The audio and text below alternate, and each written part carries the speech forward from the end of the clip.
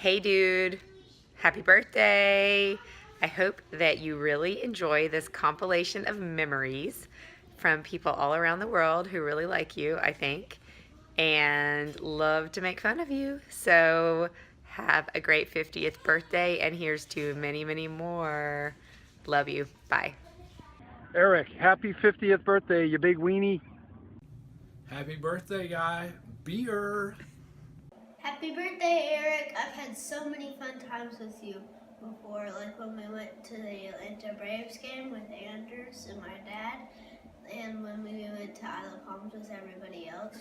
We had so much fun. Happy birthday. Happy birthday, Eric. Big 50, big high five. So happy for you in this milestone birthday. If you're 50 and you still don't wear glasses, good for you, because I wear glasses now, so you're doing great. Just wanting to wish you all the best for the next 50 years, and just thinking back on how long I've known you as your student and your friend. There's probably so many stories that I could tell, but one just hazy memory sticks out from our 2004 inaugural Latin American Studies Travel Abroad extraordinaire excursion that is probably fogged by the malaria pills, that's what I'll say. But you had this very small backpack that you carried all of our critical supplies that we would need at any time, probably like thousands of dollars of cash, which we were not aware of, but thinking back on it, there's no other way to do it. So you also had, for such a small backpack, you always managed to carry like 2 bottles of rum at all times, so like a light rum and a dark rum. And I don't know how they always managed to be full, because I felt like we were drinking from them all the time. So these never-ending bottles of rum that fit in this very small backpack, I'm sure there's a parable there for that. But anyway, very fond memories of really incredible travel experiences in Latin America and South Africa, and classroom learning, and just all kinds of great stuff. And of course, it's been great to be your friend over these years, and I'm so proud of all of your scholastic accomplishments and what an incredible father you are to your beautiful children. And I'm just so happy to know you and be your friend. So again, cheers for the next 50, and wish you all the best, buddy. Happy birthday. What's up, Erik? I know how obsessed you are with my nakedness. So here I am, out of the shower, in my birthday suit, wishing you a happy birthday. Love you, buddy.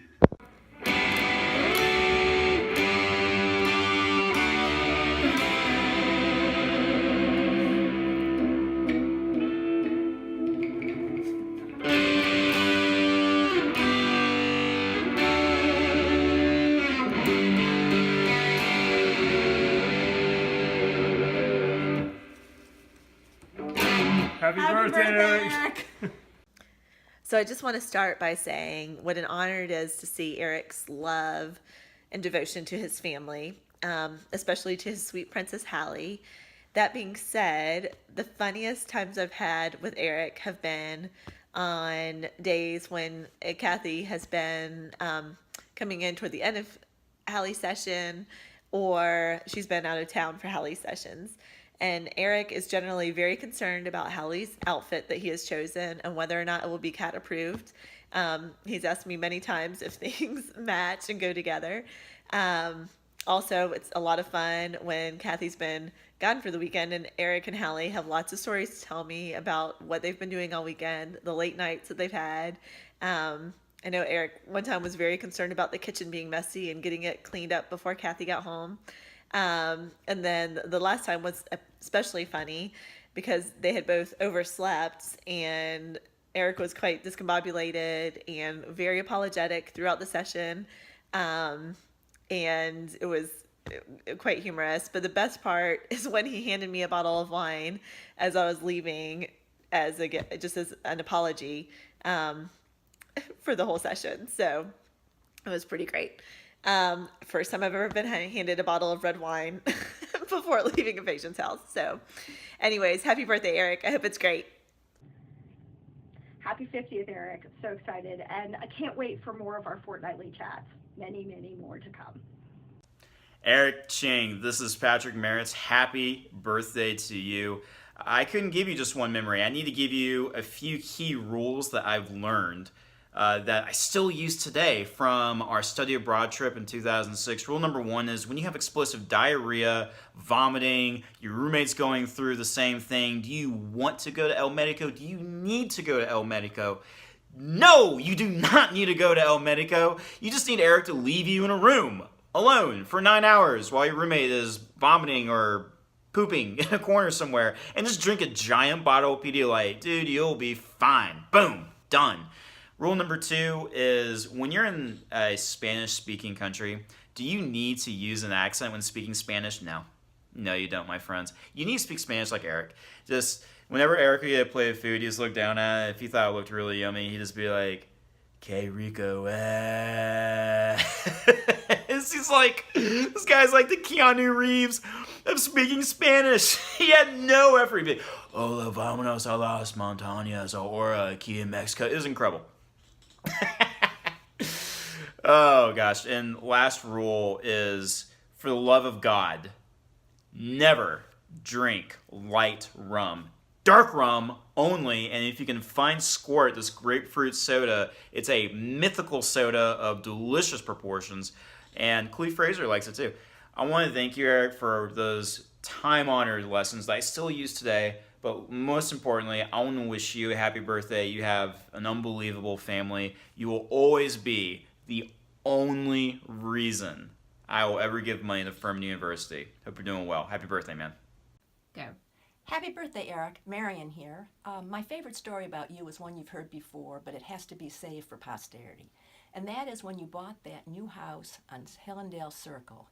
Diane Vecchio and I walked in the front door and said, there's something strange here. This doesn't look like Erik.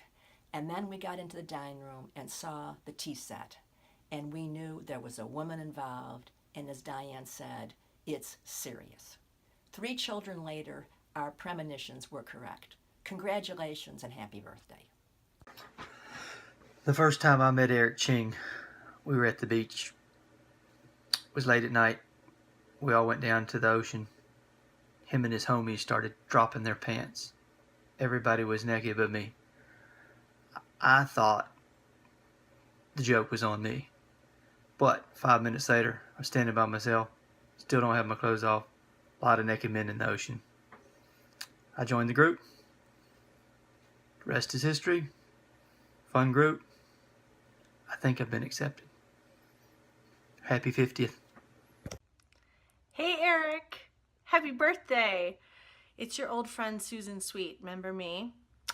If you are 50, that means that I'm almost 50, so we are old, dude. I just wanted to say happy birthday. Kat got in touch with me and said that it would be cool if I shared a story. And I have many, but I thought what would be even more fun for you than retelling the story of when you and Mike Marcourt chased the bad guys with the baseball bats on our double date with Anne.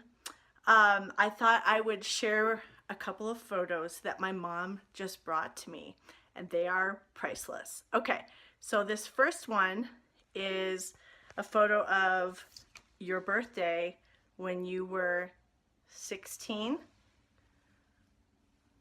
What do you think of that? Yeah, I am super in love with you there. Look at that. Hilarious and awesome. And you are wearing a members only jacket. Do you see that? Awesome.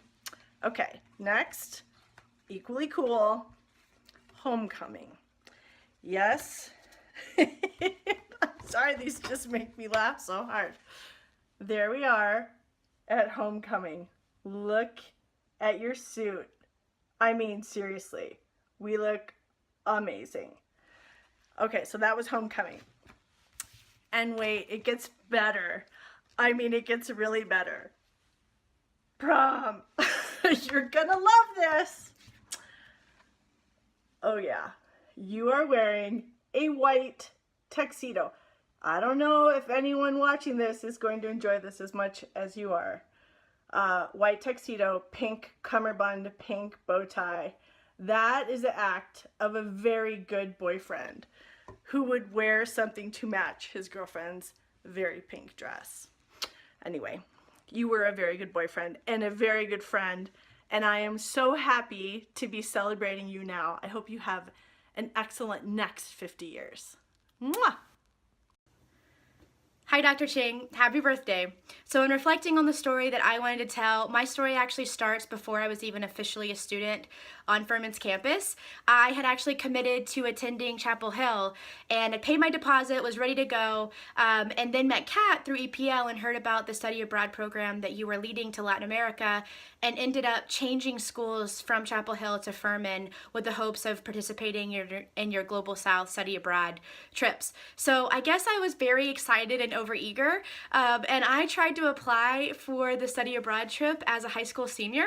I wasn't even a student yet, and I guess I found the application online and sent it in to you, and you very gracefully turned me down and explained that I wasn't actually eligible yet since I hadn't even started at Furman. But I did end up at Furman. Had an incredible 4 years, really because of your coursework and the classes and trips that you led. I did everything you offered, so I did the freshman program with Engaged Living, and we traveled to El Salvador over spring break. I did the Latin America study abroad and the South Africa, all that are legacies of your work and your influence. So I had an incredible 4 years, and I really think that I resonated so much with the coursework because you in so many ways embodied and showed us what praxis looked like in the real world. So I cannot thank you enough, and your influence continues today. I went into Furman thinking I would move back to Nicaragua and work in a children's orphanage, and here I am in my second year of law school pursuing a career in international human rights, really which was catalyzed by El Mozote and the two trips that I took there with you. So I cannot thank you enough. I remain loyal to a region and a country that you and I share a passion for. So, I mean, even now I have 3 photos of Oscar Romero in my tiny apartment here in DC. So, I mean, really and truly your legacy is very wide, and your students adore you. So thank you so much for everything, and I cannot wait to celebrate more birthdays. Happy birthday.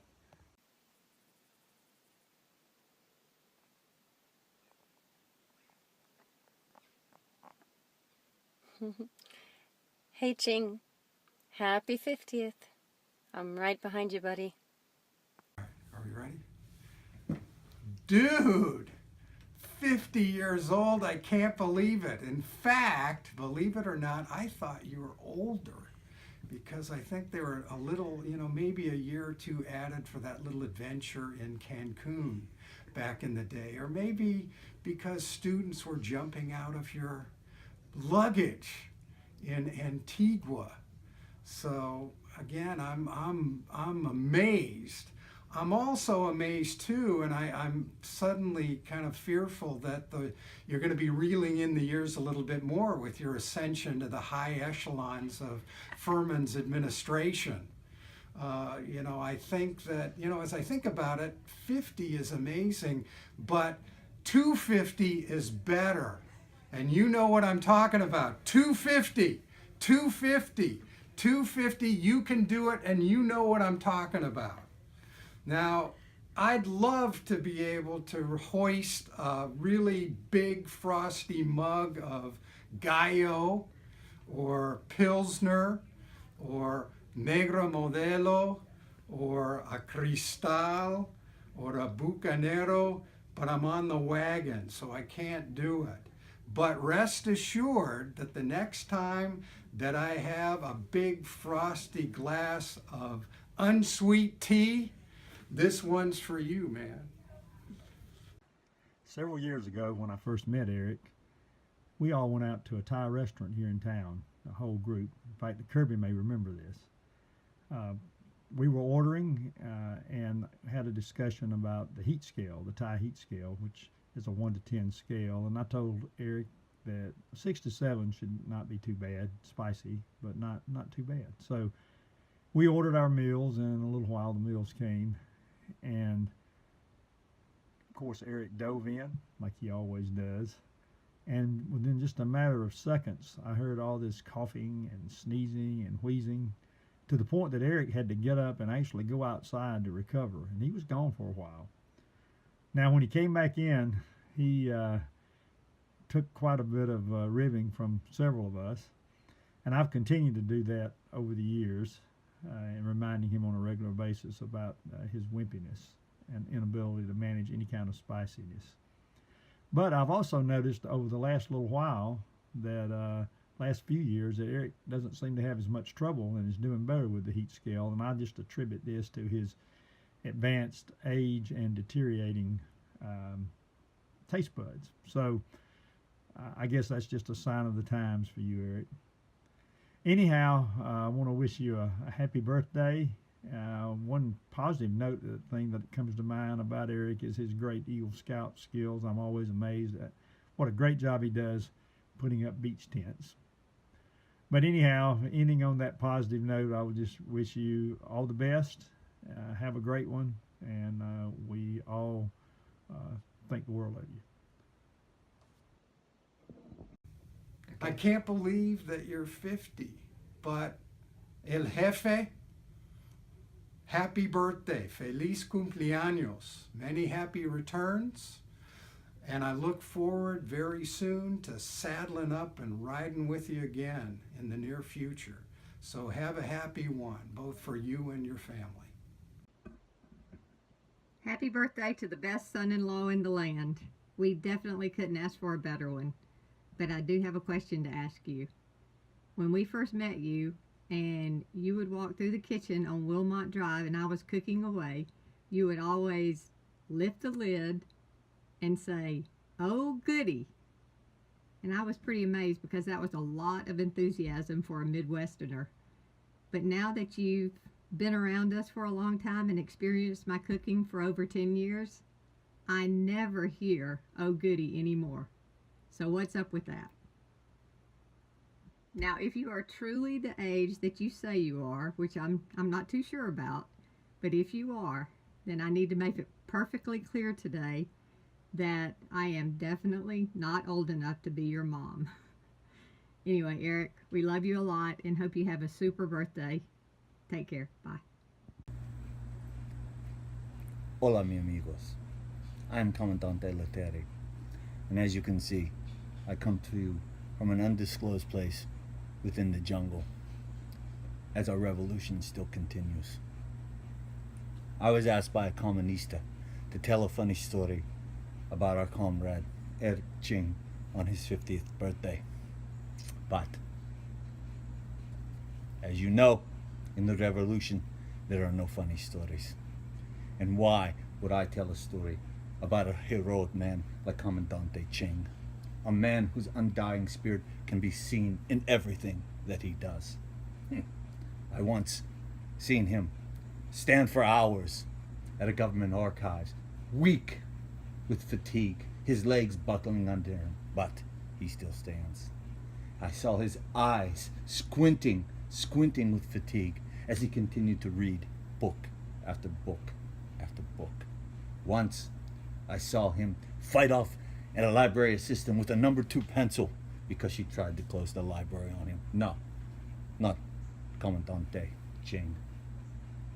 I remember it was many, many years ago. I was sitting 2 tables down from him, and the flesh ripped from his finger from a paper cut. Blood was everywhere. Crimson on his polo shirt, his Starbucks coffee cup, his pen, his paper. He was there dying. Luckily, I got to him. I pulled from my satchel my whiteout, opened it with my teeth, sprayed it on his cut until he stopped the bleeding. But did he stop? No, not Comrade Ching. He continued. Like a phoenix rising from the sun, he continued writing and writing and writing. And so, my friends, that is my story. My story of a heroic Comandante Ching. So now, I must leave you. It is time, for the jungle is getting weary. And I have a burrito in the oven, and Pretty Little Liars is coming on. I love that Nicole Kidman She's fantastic. Happy birthday! I love you so much, Dad. I hope you have a great birthday. Say, give me your number. Yeah, you have it. This is your 60-second beauty tip from your gay best friend. I know what you're thinking. Oh my God, I thought all gay men were just born beautiful. No, sadly not. We just have to work at it more than most people. Or another way of phrasing that is we've got our priorities straight, so to speak. Okay, so before and after. Here is what I looked like before I started getting serious about skincare. I know, you're thinking, oh my God, hideous, freak of nature, ugly. I agree. But see the difference now that I'm taking my skin seriously? I actually keep this next to my bed at night so that I can think about what might have been, so to speak. Okay, so straight guys need to start off easy because you're a little, hesitant about this whole skincare thing. So what I suggest is Burt Bees. Straight guys love that because it's like extreme sports, except it's an extreme facial. They all think, oh my God, I'm like putting live bees on my face, And if that still doesn't help, then you can make, noises like, "Rrr." If you do that while you're putting stuff on your face, guarantees you will not become gay. Now, we could graduate you up to a orchid face mask. One thing I always have to tell straight guys, no, it's not edible. It's kind of like that's always what straight guys want to know. Can I eat it or drink it? Usually the answer is no. Finally, you can graduate up to, this is gay level skincare, okay, Paracone MD. MD stands for major disaster, as in it can solve a major disaster. And I'm thinking now that you've turned 60, we could be in the MD territory. All right, final note, I am available for consultations. I am easy but not cheap, 864-246-6852. And just remember, the next time you hear someone say, you can't put a price on beauty, your gay best friend is here to tell you, like hell you can't. So happy 60, and next time we'll talk about some other body issues that straight men need to be concerned about who reach your age. Hey brother, wow, 50 years, freaking amazing. You know I love you, and this is only supposed to be a minute long, so I have to tell the story about how excited I was when I was about these girls' age, and you made me a Christmas present. That I got anything from you at all was just, anyway, so all I wanted for Christmas that Christmas was 2 front teeth, and my dear sweet brother, all you gave to me were 2 fake front teeth made out of cardboard wrapped in tinfoil. And I love you and hate you forever for it, because it broke my heart and melted it all at the same time. So happy birthday, and oh please don't ever teach Anders about the typewriter game. Ding! Love you so much. Happy birthday. Erik Ching turns 50, and I've made this little video to try and share with the group my experience with Erik. And 6-7 months ago we went fishing, and we were offshore a little bit. Erik, Steve O'Neill, David, Kirby, and myself, and it's amazing the selfless, compassionate, non-competitive person Erik is, right? Even though Erik caught 5 spot tail that day. I didn't catch 5. David didn't catch 5. I think Steve came close to like 2 maybe, and talk about the non-competitiveness and the selflessness of Erik Ching. He even offered to tie Steve's fishing hook for him because, he needed to help him with the ones that got away. But, I was injured with a Stingray incident, you know, I was out of commission. Kirby, he smoked a cigar out on the water and he was feeling a little peaked. I think David caught 2, but you know, Erik caught 5 spot tail. Psh, you know, non-competitive, he didn't gloat at all. Compassionate, my finger was in excruciating pain, and the only way to alleviate this pain was by warm water. He offered to pee on my finger. Psh, compassion. I mean, I have no words. Erik, happy 50th birthday, buddy. Okay, so Rob Stevens here. I'm Erik's brother-in-law, and I have now known Erik for a good solid 15 years. And I'll never forget the first day that I met Erik. Erik and Kathy decided to come to Clemson to visit me. Kathy was all excited. She was going to introduce her new boyfriend. And the next thing I knew, he was sitting cross-legged in my dorm room reading a book about the history of South America. So it was a class I had to take as an elective that Erik was very jealous of. And so there he was, big, tall, lanky guy, sitting in my dorm room, and I thought to myself, thought he was here for a football game. But anyway, got off to a good start there. And we've had a lot of fun times through the years. Erik is the architect behind what's known as Juneteenth, which is the day near the longest day of the year, where Kirby, Erik, and me, amongst many others, would go out and play golf all day. And the idea was to be tough, to carry your clubs, and I got this idea from that Erik was really tough until we went to a Thai restaurant and Erik ordered something that I would consider moderately, if that, spicy. And the next thing we knew, he was outside coughing, carrying on. That toughness just flew right out the window. Erik then followed that by greeting me in my new home near his with a penguin sitting in a recliner, and the penguin then made the rounds. It was everywhere. It even made it into Erik's history professor office one time on Furman's campus. We're still not sure how it got in. Got to go to Belize with Erik. I saw him in his element. He's comfortable anywhere you can wear socks and sandals, and they did some of that down there while we were there, but he led us study abroad to Belize and Guatemala and really did a good job. I'll give him some credit. He took us to all the fun places and really gave a nice talk to all of his students. Erik's got a love for fantasy baseball. That might surprise some of you, but he is absolutely addicted. He doesn't even care if he wins the league. He just wants to beat me. That's his big thing. And generally he does, and when that happens, I reward him with a 6-pack of Bud Light Lime, which, as you know, as everyone knows, that's his favorite. Kiss. Erik and I went to see Kiss together. He's probably the only person that could get me to see a Kiss show, but that's another weakness of Erik. You think he's tough, then you find out that his favorite band's Kiss, and you start having more and more questions about him. I'm sure I'm not the only one that has had those questions.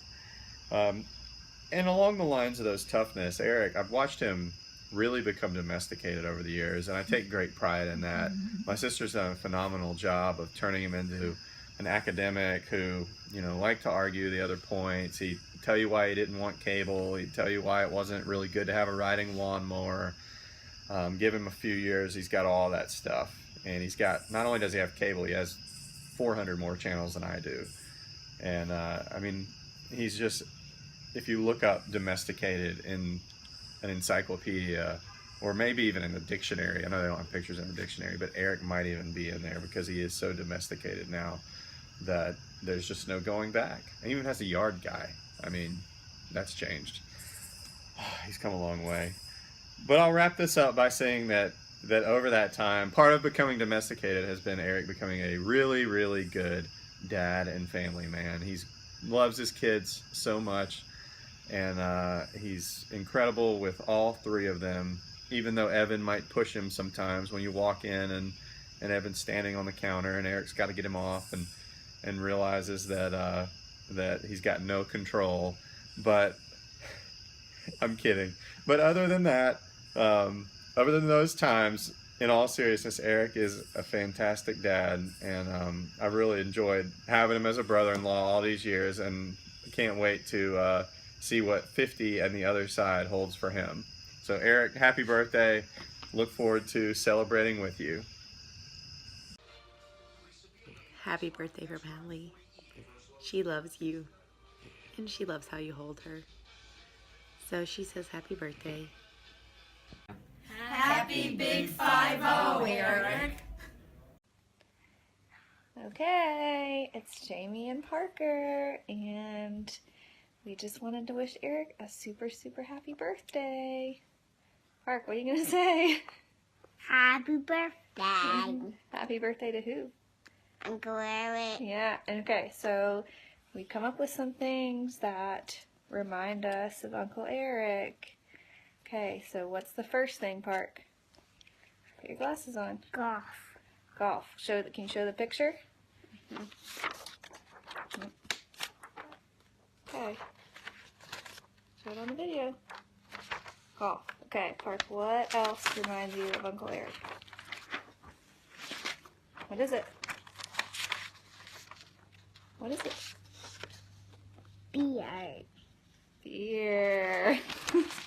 Okay, and Park, what's the last thing that reminds you of Uncle Erik? Penguins. Penguins? Really? Happy birthday, Erik! Your favorite. Hey, hey. Are you creeped out yet? Yeah. Penguin. Dr. Ching. Dr. Ching. Pete and I traveled recently to the only country in North America that we hadn't yet been with Erik, Canada. We were having a nice time, but about halfway through the trip, we started to get this nagging feeling that this trip just wasn't completely faithful to the lessons that Dr. Ching had taught us about international travel. We had met with no opposition politicians. No radical activists. We had read no obscure leftist poetry. No blistering deconstructionist prose. We had even passed a casino without even stopping, and there were several tall hills left unclimbed. My pants, they didn't even unzip into shorts. My hat had no flaps to cover my naked ears. In short, we realized this was not the vacation that Erik had trained us for. But we had one last opportunity, and we seized it. Deep into our wholesome, neoliberal itinerary, early one morning, before 11 a.m., we each drank a beer. Perhaps too little too late, but still, we sipped a small tribute to a teacher, a mentor, and a friend.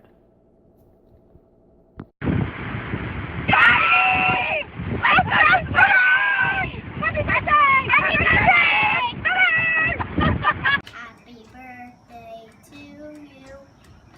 Happy birthday to you. Happy birthday to Erik. Happy birthday to you. Cha cha cha. Hey buddy, happy 50th. Close on this time. Because I know how annoying you will find this and how uncomfortable it will make you, I'm just going to sit here for a couple minutes and tell you why I appreciate you. So you're just going to have to deal with it.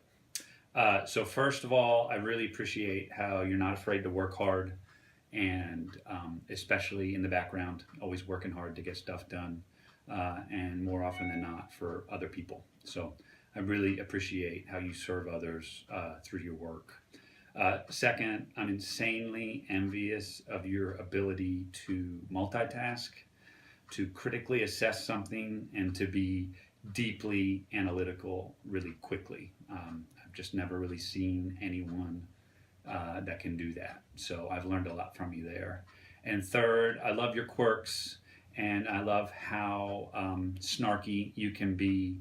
And I especially, I think it's really hilarious to me and kind of endearing actually, that you think you're funny, because as someone who actually is funny, it's just really funny to see you make a joke and think that it's the funniest thing ever, when really it's not. Happy birthday, bud. Hello, it's your annoying son, Anders. I wish you a happy birthday, and I'm kind of glad I'm getting a 50-year-old grandpa. You are awesome. I bet you're really excited about your birthday. I am too, but I'm only excited because I probably get to see Wesley. You're excited because you're going to be going gulp, gulp, gulp, drinking that beer. I love you, Dad. Bye. Hi, Erik. Welcome to the 50s Club. More and more people are joining, so it must be a hip place to be. I don't remember where we first met, but I do remember a conversation we had in our earlier days. It was some party, and I was trying to make small talk, and this is an uncanny document to our ability at that. So I was trying to strike up a conversation using some piece of tidbit that I had picked up about you. And so I go, I hear you have a chainsaw. How long is it? Long enough to get the job done. Well, we didn't get very far that day. But years later, Erik asked if I was going to help coach kids soccer at the Y. He must have been under the impression that I have some knowledge. So on the car rides, he would ask what I would suggest that we do at practice that day. Of course, it didn't take Erik very long to figure out that I had no idea how to coach soccer. All I wanted to do is run around with the kids and play at a reduced risk of injury to myself. So soon enough, those conversations shifted. Rather than his request for my suggestions, he would tell me what to do that day. Hang on.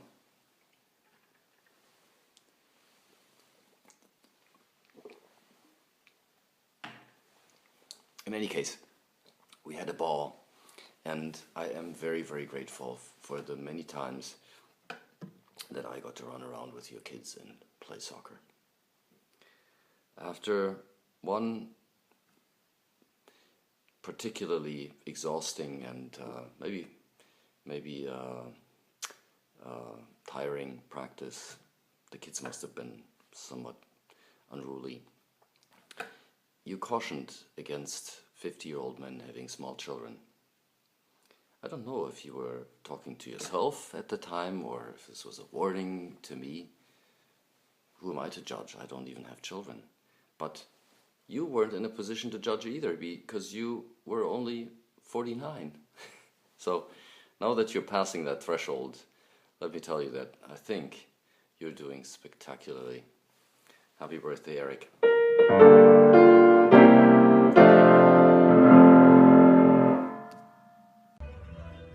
Hey, Erik, happy birthday. Your lovely bride, Kathy, asked some of us to record some remarks, offer a few words for this august occasion. So let me start with 2 words, tick-tock.